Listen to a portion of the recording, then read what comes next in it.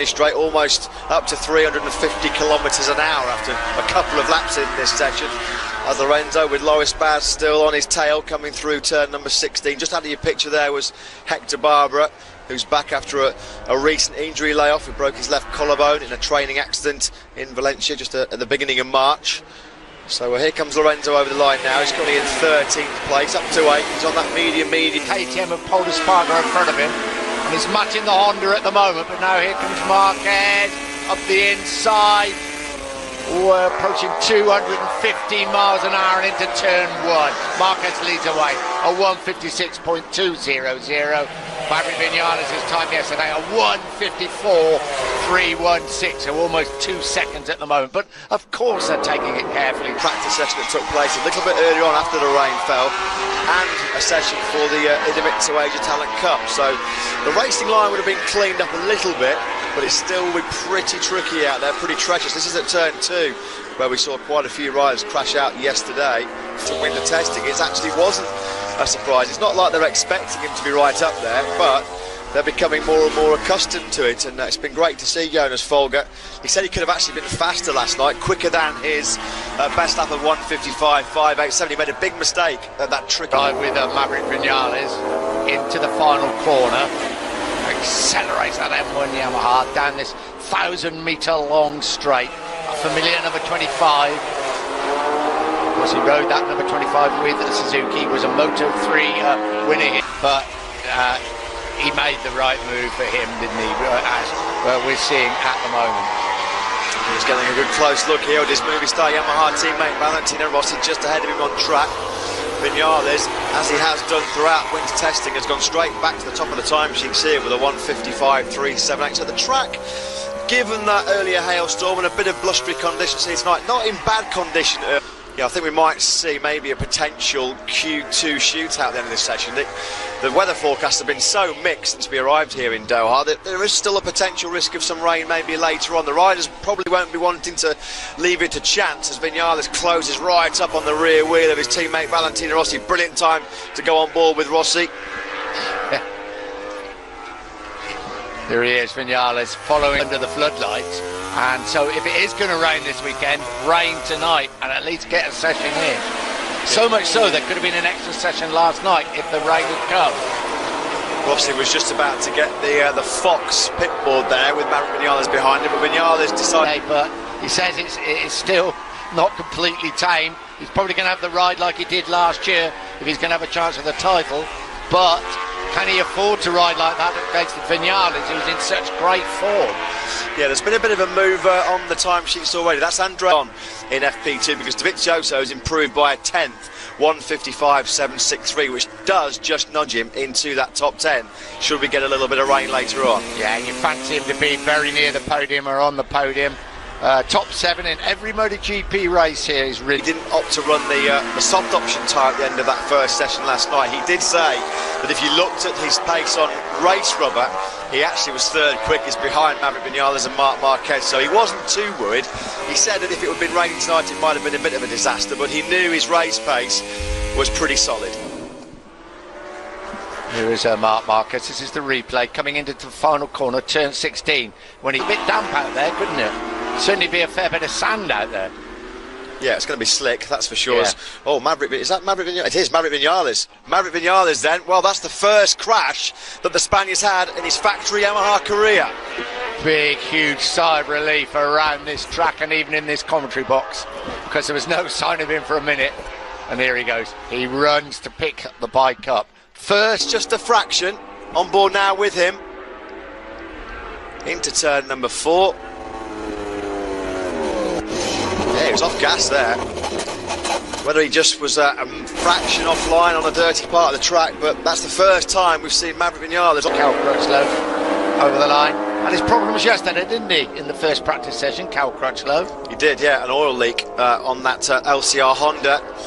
And Cal said that really spooked him. We know that these guys live on the edge when they're racing 215 mile an hour. Crash puts he slightly offline, do you think? From what I saw from a screen relatively far away, I would have said ever so slightly out to the left. Yeah. But of course, you know, we never really want to assume. But trust me, I'll be waiting outside the box for when he comes back, and we'll speak with the team as soon as possible. Actually, whilst I've got you, decided to actually start off without that, with the regular style fairing. So essentially following the theme that all the other teams have been doing so far. They've decided to not use these internal winglets that they've got, just making it a little bit too unstable around the not unstable, a little bit difficult to actually pull the bike around in the faster bend. So just something else to look out for. This is Danilo Petrucci on the GP17 Ducati. Yeah, it's got a factory. Blew up like a balloon, didn't it? Jorge Lorenzo just having a discussion with his crew chief Christian Gambarini. You don't need to be a body language expert, do you, to get an impression from Lorenzo that he's not eyes either. Yeah. That's a steely glare as Maverick Vinales makes his way back to the Yamaha garage. First apology of the season. I don't think there's anything else to apologise about, do you? Well, he's not a crasher, Maverick, is he? Let's be honest. Yeah, he scored points in 16 successive Grand Prix. So his last race crash was almost 1 year ago in Argentina. So not a sight you see very often. For a MotoGP rider, that I would think that is almost a record in itself. There he is, 22 years old. Lights at the Losail International Circuit for the opening round of the 2017 MotoGP season. The positive news for Maverick Vinales is he still leads this second practice session, as Nick just said, as we look at Andrea Dovizioso, comfortably, by just over 3/10. First flying lap on a medium front tyre, just got a little bit caught out by the wind, locked the front in a straight line, and down he went. Both of them, thankfully, were perfectly okay. Unlucky for Kyle Abraham, because, when he said he was coming back to MotoGP, there's a few raised eyebrows after a very, very tough time in the very late signing, of course. He only signed, I think, in Phillip Island, right towards the back end of last season, to come in and partner Álvaro Bautista, but it's been a pretty good fall for Bautista so far on that GP15 Desmond Sadici. In fact, he was 15th quickest last night, with the likes of Petrucci, Miller, Rins, Rabat, Barbara, Polispargo behind him. So some high calibre riders behind Abraham on the timesheets last night, despite the tumble at turn 2. And again, keep it on that right side of the tyre, 14. Trying to get caught out there. Another big wobble for Andrea Dovizioso, the left-hander at 15. Yeah, he might be aborting this lap now, Dovizioso, Probably will be coming in, I think he is coming into the pit. Yeah. A couple of big moments for him, started bucking and weaving a bit, didn't it, that GP17 when he asked for the passion. The fastest speed we've seen so far this week. It won't surprise you at all to know it is a fact. It is a Ducati. Álvaro Bautista nudging close to 350 k's, 349.6. Bautista's best top speed so far. Cal Crutchlow back in on the... He really worried that he might have lost an engine very early on in the season. Well, after just one practice session, that would have put him down to just 6 4-cylinder engines for the rest of the year, but no terminal damage to that RC213V motor. With our first look there at Andrea Iannone on the system. And probably he was on the dashboard and lost the front. Very fantastic, thank you, Mayo. That's good news, he's okay, and he'll probably be pleased that he knows why he cracked as well, won't he? Andrea Iannone, he's had a mixed old short career at Suzuki, isn't he? Confidence. A couple of big front end spills here at that final test a couple of weeks ago. Davide Brivio was saying last night that they have definitely got some work to do to make him more comfortable on that Suzuki. A combination, really. They need to work on adapting the bike to suit the requirements of Andrea Iannone's riding style, but Iannone himself has got to carry on tweaking his own style to try and help the characteristics of the Suzuki as well. It's a pretty good night so far. He's in 5th place. It's not good enough for a top 10 spot that he'll need to go through to Q2. Of course, there is still that third practice session which will determine the Q1 and Q2 places, but a much needed confidence boost for Scott running here just a fortnight ago, because he really was in trouble in Malaysia and in Australia in the first 2 tests. No front end feeling whatsoever. A few front end issues he said last night when he tried to run that. Second here, Moto 2, 2013, and was 10th here in the race last year. I think he took pole here once in the 125cc class, and he's the youngest ever man to be on the front row of the grid, isn't he, in Grand Prix racing? Of course, he's still the youngest ever Grand Prix winner. Álvaro Bautista won the 2006 125 race here, which actually gave him the world title. Remember 2011, what's that, 6 years ago, had a terrible crash here in practice, didn't he? Broke his femur. Yeah. Horrible crash here for Alvaro Bautista. Best result. Factory Aprilia most recently, and jumping on the year-old Ducati, he said that it's the most balanced bike he's ever ridden in MotoGP. Easy to handle, smooth engine, and it's a realistic target for him to be fighting every week in the top 5. We hope so, Dylan. Well, guys, I'm actually just down here with Gino Bosoy from Aspar. Gino, our pre-test was really good. All the session during this winter was really nice. So he's adapted on the bike really fast. It's a pleasure to work with him. To work also with a new bike of Ducati, because we found a big step compared to last season. So at the moment, everything working very well. And we'll see the first race. We know race is always... honestly, we also think about that, but we have to be a realistic. Race is race. We did a really long run at the last test here in Qatar. We are really quite confident about the performance during the race. But anyways, as I said before, race is different. We never know what's going on, weather condition, track grip. So we have to work really hard until the last. He didn't lose the confidence, because, as I say, this is just the first crash. The crash was not too big for him. Fortunately, bike was a bit destroyed, but anyway, this is part of the game, and he is confident for the race. I think we have also a good chance with a Bit of light, only a little pinprick of light there for Bradley Smith. For the first time, he's under the 3-second mark between him and the leading man. He's still in 23rd place.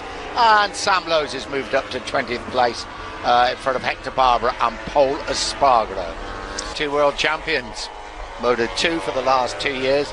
Mark Micah is obviously the MotoGP world champion, and also a former Moto2 world champion himself. You just know, don't you, Nick, with Johan Zarco's analytical, methodical approach, he's only going to start pushing place at the moment with a best of 1:56.090. Tell you what, I think he'd settle for that on a Sunday evening, don't you, after 22 laps. Dylan. guys, keep an eye out on Andrea Dovizioso. He's just switched from race trim, medium front, medium rear, to soft front, soft rear, so it looks like he's taking no chances about his path into Q2. Yeah, the thing is absolutely right. I mean, we're sat in the commentary box, you're down in pit lane, but the weather forecast for this evening was... So what have we got left? Just over quarter of Vinales, despite a tumble, a 1:55.378. The combined practice times, well, they're all going to come from yesterday, apart from Andrea Dovizioso, to say is now on those softer option tyres with the factory Ducati, but it's the same as it was yesterday, as you would imagine. But this Folger Dovizioso a little bit further down, improvement for Sam Lowes, as we said, and an improvement for Bradley Smith. We have 14.5 minutes remaining. It's the second practice session here at the Losail International Circuit for the opening round of the 20. Last night, Pedrosa currently in 14th place, 1:56.767 is his best time. That's almost 1.4 seconds off of the benchmark set by Vinales this evening so far.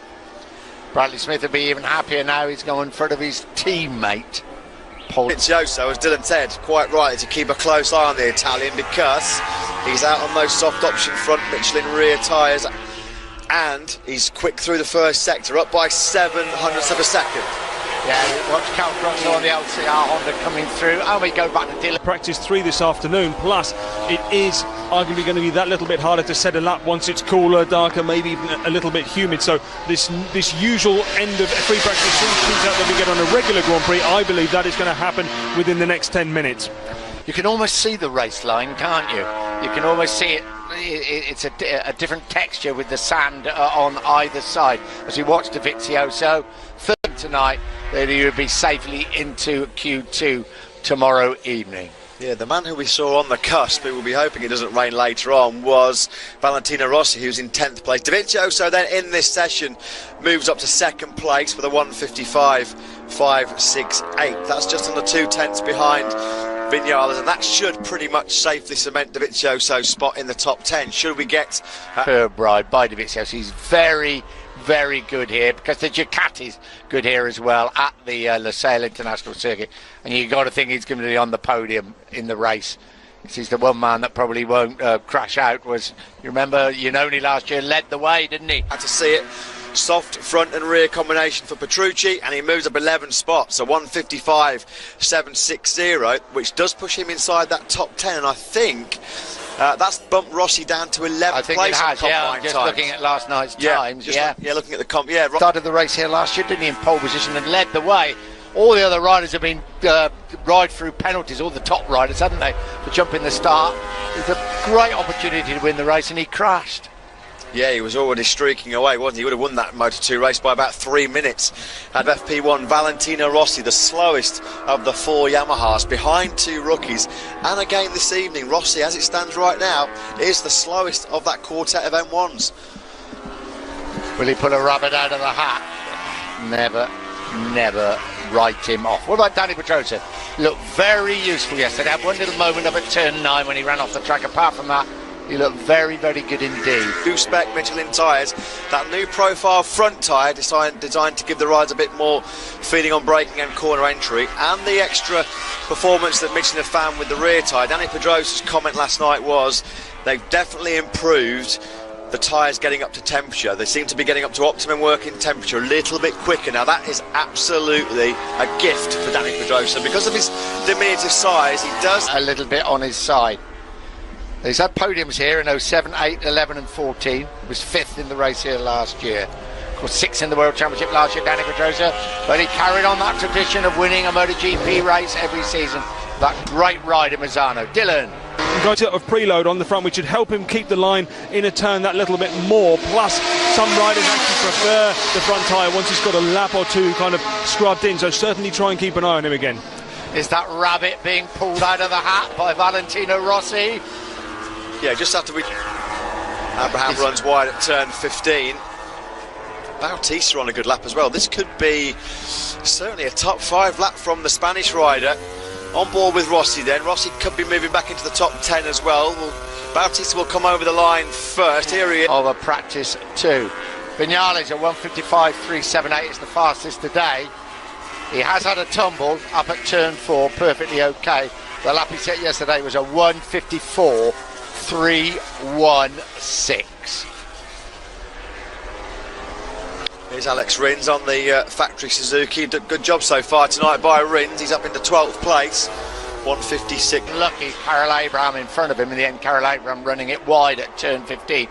So the only person in front of him now is Alvaro Bautista, and he's setting a rare old pace at the front. It's not going to bother him. Both fastest through the second sector. 5 minutes to go here in Qatar. Rossi must be on the softs for this pace. Let's see if we can have a look at his tyres. Yeah, he's got the soft tyres on. So this is a full-on third split. Here is Rossi coming into turn 16. Karel Abraham. This is Johan Zarco. Zarco on a very, very good lap indeed, with 4 minutes 20 seconds to go. Here he is, the Moto2 World Champ, in there, crosses the line. He goes top. 155.208, but Redding. no, Scott Redding. 155.189. Well, it got pretty tasty at the end of FP1 last night. It's been excellent again so far tonight. Redding top then, 155. And Marquez and Pedrosa and Lorenzo, who are both struggling a little bit in this particular session. Yeah, and Scott Redding here, Nick, is using Folger as a brilliant reference just ahead of him on track. Folger's on a hot lap himself. Looks like he's just behind Jorge Lorenzo. Here is Redding though. And the screen is full of red marks. So there's Johan Zarco, who was pushed back to 4th place. He led the timesheets at one stage for about 10 seconds. Pramac Ducati mechanics looking on to see what Scott Redding can do right at the end of this session. Here comes Zarco then. Will he move back up into top spot? He's over the line now. He stays in 4th place. Lost a couple of tenths coming down that start finish straight. Redding though. Third, and Redding top, a 155.085 for the British rider. Just under 2 minutes to go. Let's look down the screen. There's no other red helmets at the moment. Is that it?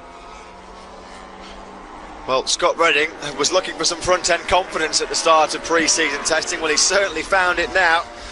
And the one man who won't be enjoying in the top 10, although in this session he's way down the rankings in 18th place. Dylan. Well, guys, one slight interesting thing for anyone techie out there, Jorge Lorenzo, I've not seen this before much in a team. During the session, he's actually switched from the regular... Good moment for him in the first practice session early on. With an oil leak caused him all sorts of problems at turn when he didn't crash, but it did spook him a little bit. This could be enough from Cal Crutchlow. We look at the watch, there is 20 seconds to go, so he might just get one more lap. He might just... lap coming in from Aleix Espargaro. He was 10th last night. Here he comes over the line now, and he goes up into 10th place. Still not enough, though, to move him back into that crucial top 10. A 1:55.750 puts him up into 10th in this session. Scott running in this session very comfortably indeed into his first ever MotoGP qualifying session. As we stand at the moment, of course, we've still got one more practice session. What will the weather do? We will wait and see. Well, like I say, looking out the window, we look all right at the moment, but it can change dramatically here. But great session for Folger and Zarco, 3rd and 4th respectively. Times, just to perhaps give you an indication of how the track's behaving this evening so far. The best time by Reading, 7/10 of a second slower than Maverick Vinales' quickest time last night. So the track's still not in as good a condition as it was last night. What do you think about the track, Dylan? If it doesn't rain, will the track get better? But it will be cooler, won't it? No, exactly. It'll get better. We'll have Moto 3 and Moto 2 out there. We'll have this, I think, is going to show us the best indication of the actual race pace, because it'll be at a similar time to the race on Sunday. Check out those Suzuki flag helmets. Hey. Franz Klammer, eat your heart out. They're absolutely brilliant, aren't they? Looks like they're just about to go skiing rather than do a flag to frown there from Jorge Lorenzo. He does not look happy, does he? Despite finishing that session in 8th place, he's over half a second behind Scott Redding and slower than what Redding, Dovizioso and Alvaro Bautista on Ducati spec machinery. So there's clearly still work to do. As it goes into qualifying 1, qualifying 2, for his confidence, it will be an enormous boost. Yeah, handshakes all round, smiles from his crew chief, Christian Pupilin on the left-hand side, vastly experienced Ducati man. He's been with Ducati's MotoGP project. Behind him is Alex Rins. And he's just going to practice flag to flag. Yeah, nice and swiftly done. Of course, the rookies haven't done flag to flag, have they? So it's a new experience for them as well. But the helmets are smart, aren't they? Valentino Rossi. Cal Crutchlow, as you can see. Rossi a place in the top 10 should it rain later on. He was close to 1.5 seconds off the best pace, so I can only assume that Pedrosa just used that session to focus on his race pace, banking on that 1:55.210 set last night to keep him in the top 10 should it rain later on. So I'd imagine it was purely a session spent there for Danny Pedrosa, focusing exclusively on that race setup. I'm sure you can confirm that, Dylan. Fit a softer option rear, so when you see that number 25 amongst the other riders, bear in mind he did not set that with a softer option rear. Only faller of the session, wasn't he, Maverick Vinales? I'm racking my brains. We had 3 fallers yesterday, Sam Lowes, Jack Miller and... Even taking his helmet off, and I think that picture there speaks more than 1,000 words could ever do. Not happy at all. Work to be done quite clearly down that factory Ducati garage. Valentino Rossi in that top 10 if the weather does change. Confirmation of the combined times. Vinales is still there. Fingers crossed about the weather for free practice 3. Yeah, the big winner though on night 2 was Scott Redding, up from 12th to 3rd in that second practice session. Marquez still second. Redding, Dovizioso, Folger, Zarco, Rossi, Jack Miller, Carol Abraham, but Andrea Iannone from the time yesterday on the Suzuki. Improvements from Rins, Rabat, no improvement from Hector Barber, still struggling with that damaged left collarbone. Paul Espargaro, Sam Lowes and Bradley Smith all found a bit of pace in that second session. They stay 21st, 22nd and 23rd respectively. Well, the light by the Gloucestershire rider. Yeah, 6 laps on the harder option tyres there for Reading in the low to mid 156s. So Andrea Dovizioso at the end of the session, well, you can probably see from his times when he decided, I would think, run 3 and run 4 on the softer option, just to cement a place in qualifying 2, just in case the rain came for that 3rd crucial door from Scott Redding and Andrea Dovizioso. So that looks pretty good as far as Jonas Folger's concerned right now. Let's have a look at Johan Zarco. Equally impressive stuff for the Moto2 World Champion. Some high 156, and then he got to run through a couple of Redding, Folger and Rossi. So, nice little combination there, isn't it? Yeah, Sector 2 led by Johan Zarco and Valentino Rossi. Yamaha territory with Zarco and Rossi. And Alexis Spargo getting up there on the factory. Aprilia. So there we go, 2 practice sessions into the new 2017 season. And if anybody wanted a boost of confidence, it was Scott Redding on that Pramac Ducati, the GP60 machine. Absolutely superb practice session for the British riders.